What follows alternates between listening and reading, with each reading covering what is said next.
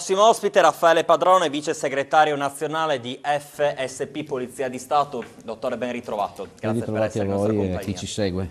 Beh, Colbertaldo ormai ha cambiato la veste, da negoziatore è diventato un pacificatore, ma sentiamo che purtroppo ci sono ancora tanti episodi, tante situazioni da risolvere. Abbiamo visto addirittura aggressioni ai danni di una ragazzina, maestra di 11 anni, adesso addirittura una rapina con aggressione, qualcuno che all'esterno del tribunale fa una sceneggiata e usa violenza. È una situazione comunque preoccupante a nord-est, un nord-est che fino a qualche anno fa era relativamente tranquillo.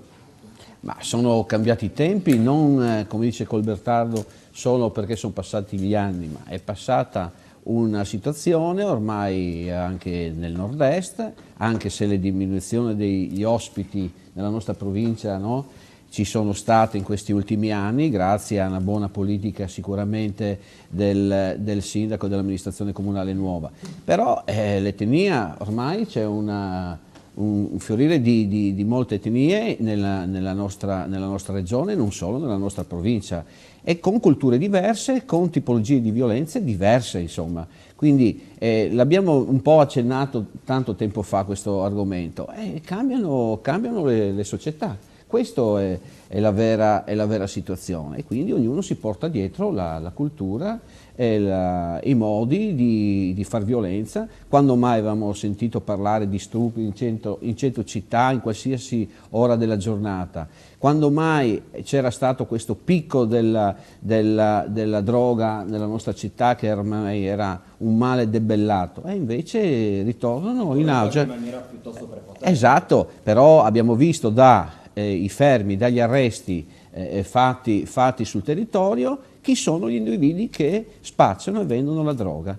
E se li fermi, li abbiamo fermati, l'ho detto, ma ogni tanto c'è qualcuno di nuovo che ci segue, ha detto, ma noi stiamo facendo il nostro lavoro, perché ci fermate? Quindi per loro diventa un'attività di spaccio, ma in Italia è vietato. Sono praticamente quasi tutti richiedenti asilo, queste persone? Beh sì, non sono gli stranieri, attenzione quando parliamo di stranieri, non sono gli stranieri che stanno qua da 10 anni, 20 anni, che lavorano nelle nostre aziende, nei nostri campi, nelle nostre industrie. È gente che arriva qua, che cerca di stare il meno possibile, perché magari vogliono raggiungere paesi più a nord, vogliono raggiungere familiari.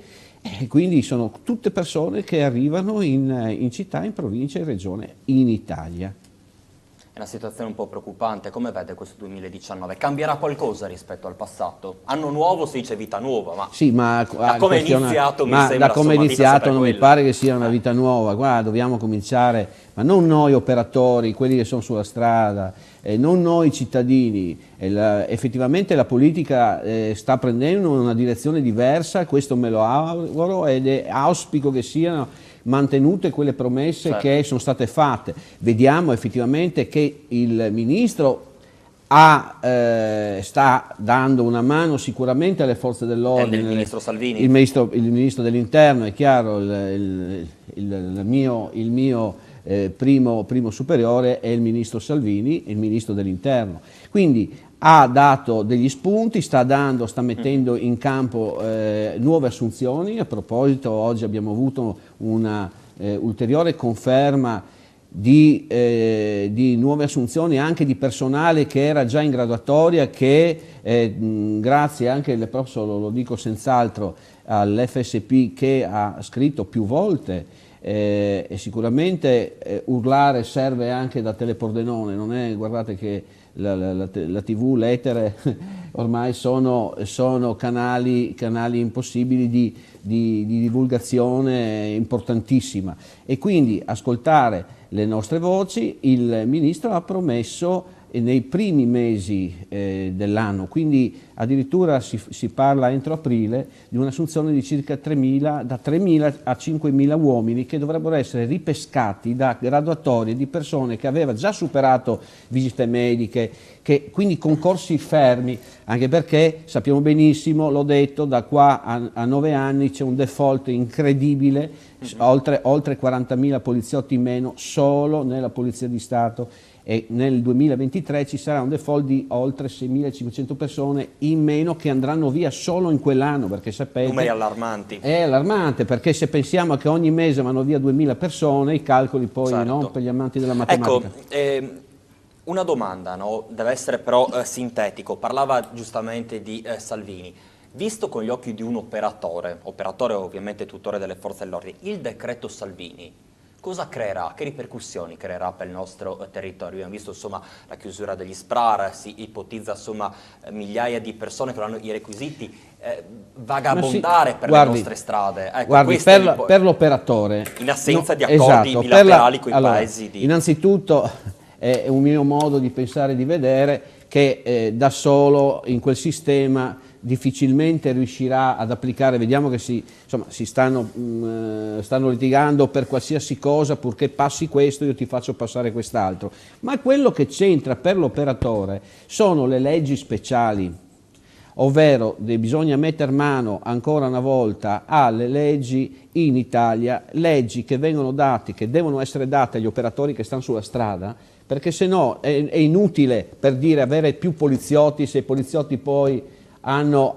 le mani legate, così viene utilizzato questo termine. Cioè ci servono delle leggi speciali per poter intervenire, ci servono dei protocolli di intervento durante le manifestazioni, e noi dell'FSP abbiamo anche chiesto addirittura che chi colpisce un appartenente delle forze dell'ordine durante gli scontri di piazza deve essere trattato come un terrorista, perché questo è un terrorista. Non si può assistere o a chiudere stadi per chi viene ammazzato un tifoso. Non è questa la correzione, cioè chiudere lo stadio non serve a niente, non serve assolutamente niente.